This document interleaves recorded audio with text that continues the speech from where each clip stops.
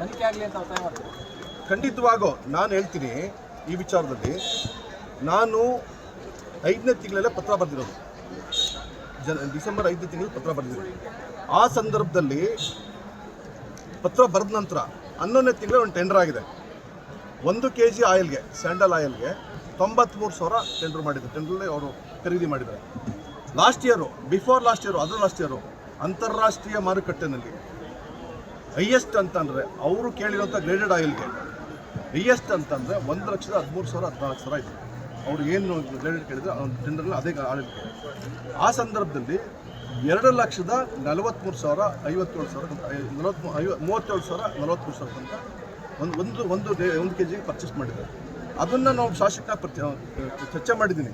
ಜೊತೆಗೆ ನನ್ನ ಪತ್ರ ಬಂದ ನಂತರ ಈ ವರ್ಷ ಅದು ಕಮ್ಮಿ ಆಗಿದೆ. ಸುಮಾರು 11,000 ಮೆಟ್ರಿಕ್ 9,000 ಮೆಟ್ರಿಕ್ ಟನ್ನನ್ನು ಪರ್ಚೇಸ್ ಮಾಡಿದ್ದಾರೆ. ಕನಿಷ್ಠ ಪಕ್ಷ 105 ಕೋಟಿ 106 ಕೋಟಿ ಸರ್ಕಾರದ ಬಕ್ಕಷ್ಟು ಉಳಿತಾಯ ಆಗಿದೆ.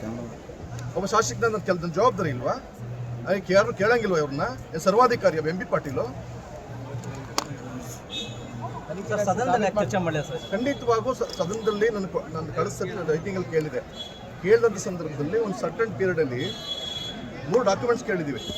ಈ ಸರ್ಟನ್ ಪೀರಿಯಡಲ್ಲಿ ಇದಕ್ಕೆ ಟೆಂಡರ್ ಯಾವ್ಯಾವಾಗಿದೆ, ಟೆಂಡರ್ ಆಗಿದ್ದರೆ ಟೆಂಡರ್ ಪೂರ್ವ ಸಮಿತಿಯ ಅನುಮೋದನೆ ಪಡೆದಿದ್ರು ಅಂತ ಕೇಳಿದ್ದೀವಿ. ಅವರು 2 ಟೆಂಡರ್ 58 ಕೋಟಿ 50 ಕೋಟಿ ಕೇಳಿದ್ದಾರೆ. GST ಸೇರಿ 58 ಕೋಟಿ ಹೇಳಿದ್ದಾರೆ. 50 ಕೋಟಿ ಒಳಗಡೆ ಒಂದೇ ದಿವಸ ಟೆಂಡರ್ 100 ಕೋಟಿ ಟೆಂಡರ್ನ 58 ದಿವಸ ಒಳಗಡೆ 50 ಕೋಟಿ ಒಳಗಡೆ ಮಾಡ್ಕೊಟ್ಟಿದ್ದಾರೆ. 40 ಕೋಟಿ ಮಾಡ್ಕೊಟ್ಟಿದ್ದಾರೆ. GST ಸೇರಿ 58 ಕೋಟಿ ಆಗುತ್ತೆ. ಇನ್ನೊಂದು ಟೆಂಡ್ರು 517 ಕೋಟಿ ಟೆಂಡರ್ ಆಗಿದೆ. ಆ ಟೆಂಡರ್ ಸಂಬಂಧಪಟ್ಟ ಮಾಹಿತಿನ ಸದ್ಯದಲ್ಲಿ ಕೊಟ್ಟೇ ಇಲ್ಲ. ಇವರು ಮಾಹಿತಿ ಕೊಡೋದ್ರಲ್ಲೇ ಇವರು ನಮಗೆ ತಪ್ಪು ಮಾಹಿತಿ ಕೊಡೋದ್ರ ಮುಖಾಂತರ ನಮ್ಮ ದಾರಿ ತಪ್ಪಿಸೋದು ಕೆಲಸ ಮಾಡ್ತಾ ಇದ್ದಾರೆ. ಹಂಗಾಗಿ ಇದರ ಸಂಪೂರ್ಣ ವಿಚಾರವನ್ನು ಬರುವಂಥ ಸದನದಲ್ಲಿ ಸೋಮವಾರ ಶುರುವಾಗುತ್ತೆ, ಅಲ್ಲಿ ಚರ್ಚೆ ಮಾಡ್ತೀವಿ.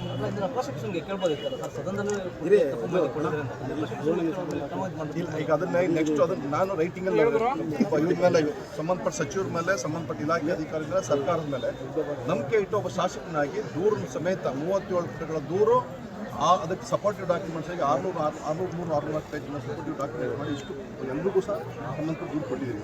ಅವರಿಂದ ಏನು ನ್ಯಾಯ ದೊರಕಿಸಿದ್ರೆ ಸಂಬಂಧಪಟ್ಟ ತನಿಖೆ ಆಗುತ್ತೆ, ಸಮಗ್ರ ತನಿಖೆ ಆಗುತ್ತೆ ಅಂತ ಭರವಸೆ ಇತ್ತು.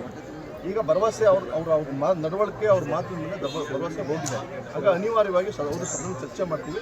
ಒಂದು ವೇಳೆ ಅಲ್ಲೂ ಸಹ ನ್ಯಾಯ ಸಿಕ್ಕಲಿಲ್ಲ ಅಂತಲೇ ಅನಿವಾರ್ಯವಾಗಿ ಬೇರೆ ನಮ್ಮ ಹೋರಾಟನ ಮುಂದುವರಿಸ್ತೀವಿ.